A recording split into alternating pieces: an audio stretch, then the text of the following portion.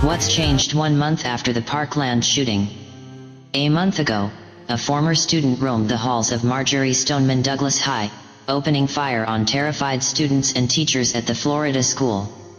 The massacre of 17 students and faculty members added to a grim statistic. 3 of the 10 deadliest mass shootings in modern U.S. history happened within 5 months of one another. In the 4 weeks since the Valentine's Day shooting, the survivors have turned into activists on the national stage. Even as they grieve, they've demanded action on gun reform. In between congressional meetings and protests, they've attended memorials and funerals. Here's what we've learned since the shooting. The students. Many of the students have confronted state and federal lawmakers, demanding a ban on weapons similar to the gun used to kill their friends and teachers.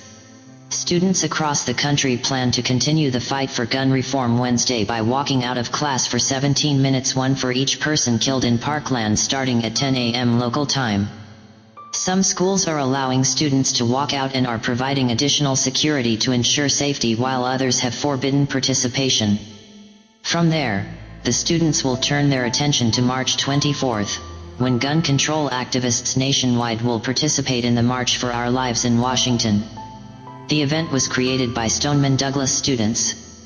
A local March for Our Lives is also planned for that day in Parkland, for people who may not be able to make it to the nation's capital. The investigation. Nicholas Cruz confessed to the shooting, and will be arraigned Wednesday on 17 counts of murder and 17 counts of attempted murder. He plans to stand mute, which means a judge will enter the plea on his behalf. Cruz remains in the Broward County Jail, where he's segregated from other inmates. Prosecutors announced in court filings Tuesday that they will seek the death penalty. They listed several factors, including that Cruz knowingly created a risk of death for many people and that the shooting was especially heinous, atrocious, or cruel. His attorneys had previously indicated he is willing to plead guilty to avoid the death penalty. Prosecutors asked the court to put several provisions in place in the event his defense should introduce his mental health. Cruz's defense team has said he battled with mental illness and depression after his adoptive mother died. The case will involve a complex web of finger-pointing on who could have helped prevent the massacre, and what signs authorities missed about the confessed gunman. The legislation. While not much has changed on the federal front, there have been some changes on the state level.